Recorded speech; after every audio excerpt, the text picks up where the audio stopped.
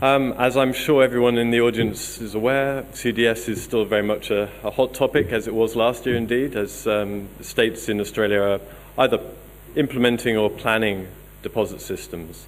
So what I'm hoping to do today is share a little bit of the innovation that's going on in that sector and some of the factors that can help assist that innovation.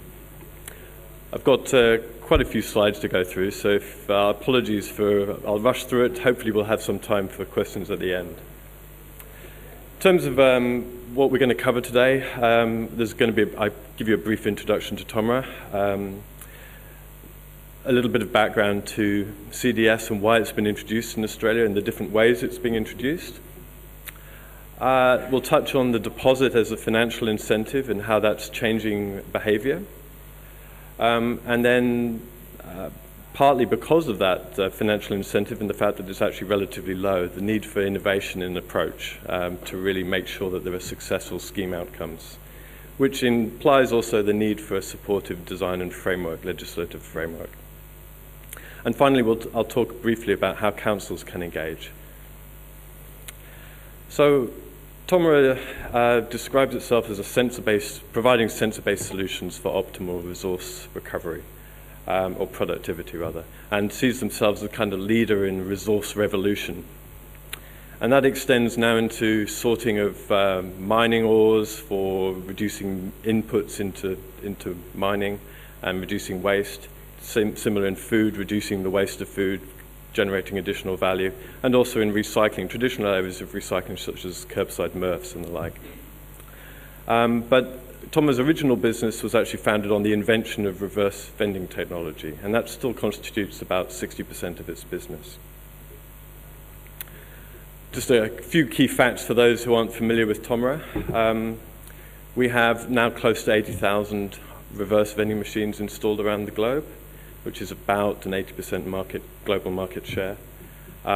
Through that, we interact with 4 billion people in user transactions every year, and are collecting in excess of 35 billion containers through our machines.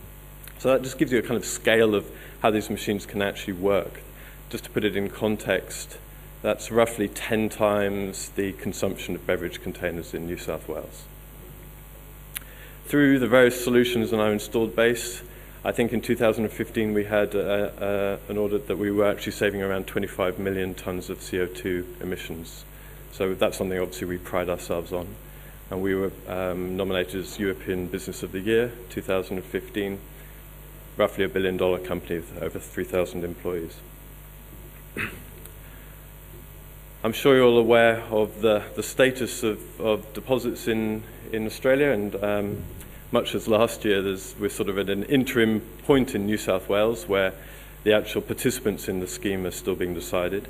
But Queensland is also planning in the meantime. They've got a date of 1st of July 2018 for implementation. And WA is talking potentially about 2018 I don't believe we have firm dates unless anyone else has some other knowledge, but I believe 2018 they're aspiring to have a system there too.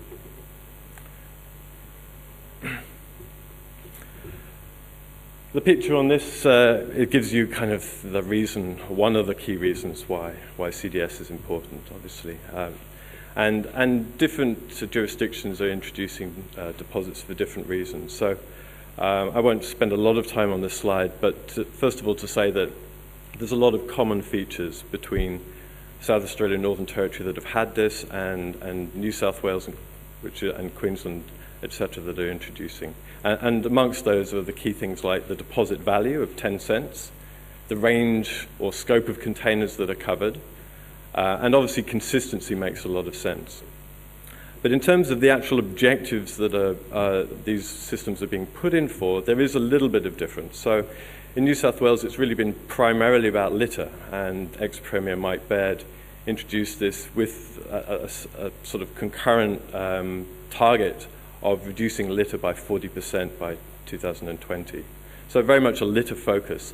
Queensland, on the other hand, is perhaps a little broader focus. So as well as litter, it's also about reduced landfill, increased quantity and quality of recycling as well. And those are also very valid reasons for introducing CDS. The other thing I'll just mention is that they involve substantial amounts of money flow. So just in terms of pure deposit value, if you have 3.5 billion containers being consumed in New South Wales every year, that's $350 million.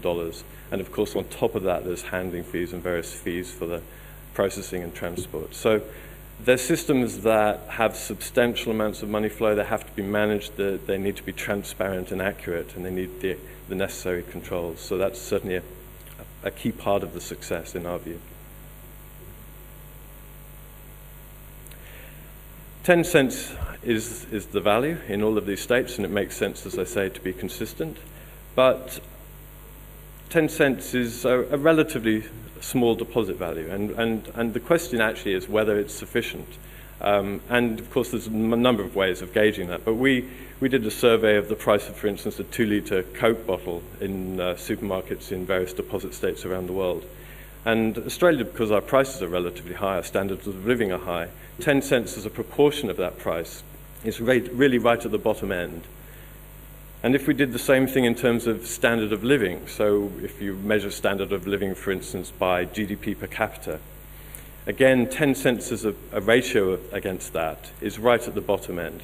So then the issue is that financial incentive going to really be sufficient to change behavior?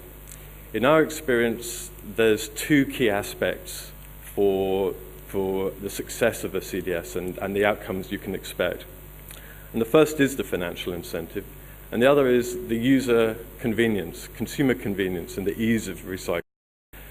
So what we strongly believe is that if you have a relatively low deposit, not necessarily too low, but it is a low one, then you really need to make sure that you compensate by making it as easy as possible for consumers to get that 10 cents back. And that actually makes sense, because if you think of South Australia that introduced a one-way deposit system back in 1977, it was 5 cents at that time. In today's money, that's worth just over 27 cents. So, 10 cents is obviously substantially less. And at that time, they also had infrastructure for taking back refillable containers. So they had an existing patterns of behavior. In New South Wales, in other states that are adopting CDS, you need to create those new habits. And therefore, you really need to focus on the ease and convenience of that redemption process. And at the same time, on awareness and engagement of the community.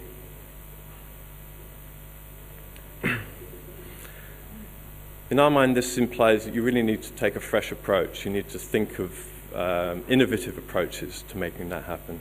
And we've teamed up with Cleanaway, who's Australia's largest waste management company, as I'm sure you all know, and to develop those kind of solutions.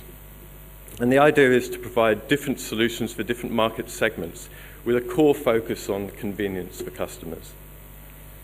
So in that whole portfolio of approaches, we have what we call automated collection points. This is providing optimum convenience for your general public to redeem. And I'll talk about that a little more, and it's based on the sort of latest generation of reverse vending technology. In addition, we've proposed building on existing infrastructure, so maybe manual collection points at existing recycling facilities, whether those are charity-run, social enterprise, council-run, or small businesses. And then larger third-party sites that actually have the ability to automate and get additional automation efficiencies. Again, typically the same sort of partners, but these facilities would automate further. They would target higher volume users such as schools, maybe charity bottle drives or hospitality sector where there's large volumes of containers coming back through into the system. And I'll talk a little bit more about 1 and 3 here, just to give you a bit more of an idea of what we're meaning. But first, just very briefly, in case there are some in this room that don't know what an RVM is, or reverse vending machine technology, we kind of like to split it up into 4 areas or functions. The first is kind of user interface, user communication. And that's extremely flexible. It's a touch screen, color screen. You can communicate whatever you like. But the key thing is that it's extremely intuitive and easy to use.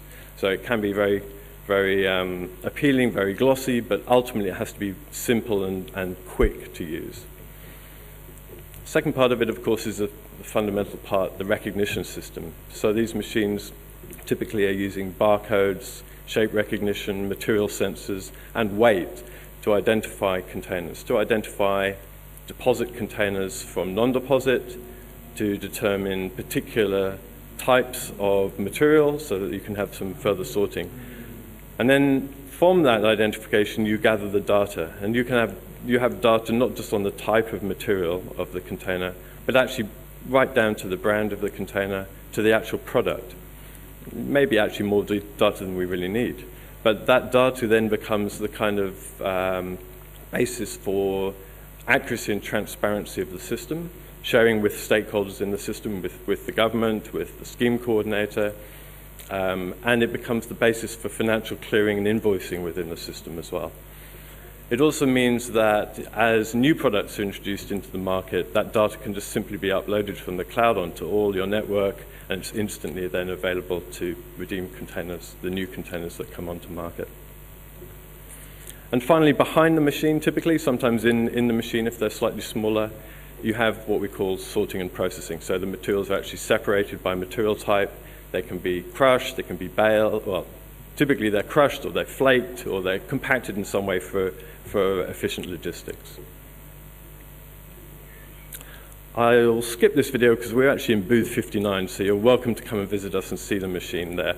And I'll come back to it if we have time at the end, but I think we might be short on time. So in terms of automated collection points, this is really the kind of backbone in terms of providing a convenient infrastructure to customers. And the idea is to make it as appealing and as a positive a customer experience as possible, and to make it an experience that really requires minimal change in behavior.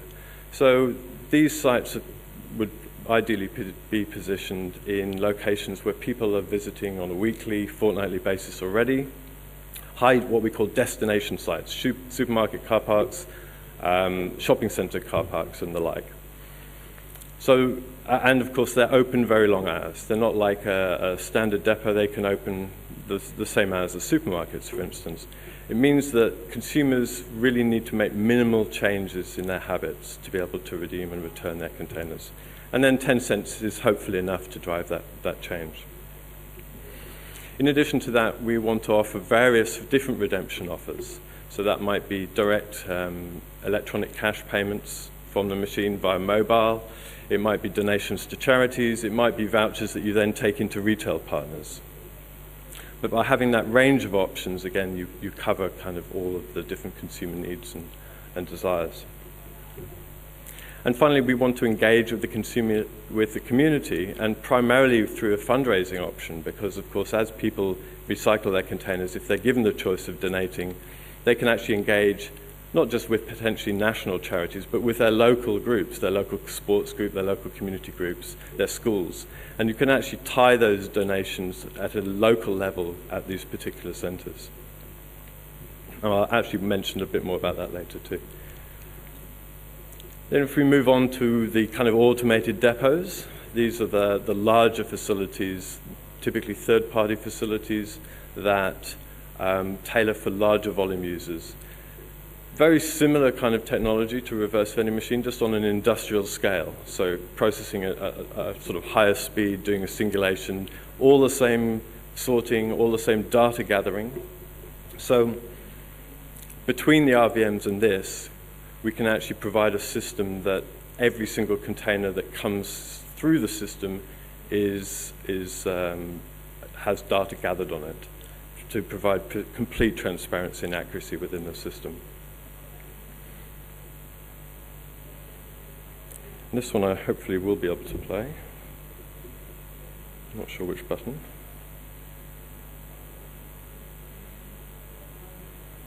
Do we have any idea? So this is an example of what we call bulk collection solutions for the larger industrial scale type technology. And as you can see, it's very much a sales video with a lovely white background. But if you're interested, we also have some videos of real operations. So come and talk to me at booth 59. But what's happening here is material of all sorts. So that covers glass, plastic, cans, liquid paperboard, is being single filed through an identification unit that's reading the barcode, the shape, the material type, and then sorting it at the back end.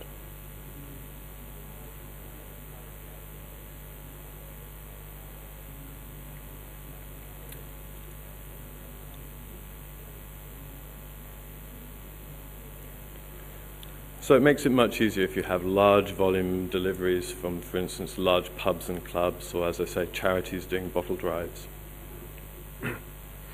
And these can then feed directly into balers or into whatever particular transport logistics requirements there may be.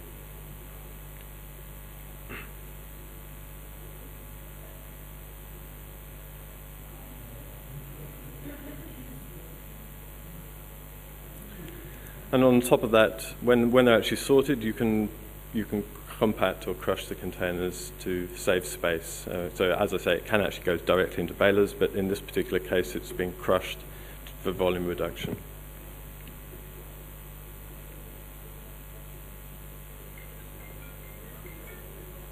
Okay. As I mentioned, the other key part of this approach is engaging with the community. And of course, there's now a lot of modern tools to do that more effectively, particularly mobile apps, social media.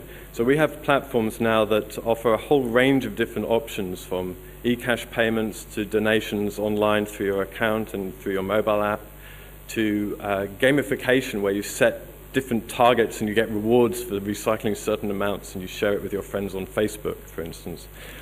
But also innovative schemes that work with your local community. So you can then tie in fundraising, as I mentioned earlier, to, for instance, your local sports group or your local school. And I've got a short video here that explains a bit of that, and another example. We all love rewards. Loyalty points at grocery stores, coffee shops, even a smile in exchange for a good deed. It feels great to be recognized for doing good. What if we could get rewarded for doing something good for our community and our planet by using an easy recycling process for beverage container? TOMRA's personal rewards program does just that. It's simple. To start getting rewards, download the TOMRA React app, create a personal profile, and start putting these into one of these. Collect and redeem the points for gift cards, goods, and services, or donate them to charities and local causes. Imagine using your rewards to help create a community garden, feed a family in need, or vaccinate a child. Pretty great, right? Recycling with TOMRA means more than earning rewards. It means you're part of a global community, helping to keep litter off our streets, plastics out of our oceans, and saving massive amounts of energy that is wasted on processing new materials for new containers. We call it cleanest loop recycling. Want to start getting your rewards and help the planet? Get in the loop at tomrareact.com. Thank you. And I think I'm just closing, so just very quickly in the last slide here, this is an example of how we work with schools on something we call a bottle return challenge. So different schools can have an education program and a fundraising opportunity to raise funds for their school. Their students are educated about the benefits of recycling, go home and do their own recycling, their friends and their families, encourage them to come to these automated collection points, and then recycle and donate to their local school. Every 10 cents goes to their school, and the winner of that challenge then gets additional funding support or as a prize towards that process. And the beauty of this is that they then get that fundraising without actually having to manage the logistics and infrastructure themselves. So we believe through this approach, CDS can be a lot more than just litter and recycling, but actually really benefit communities more broadly. So thank you, and appreciate your time.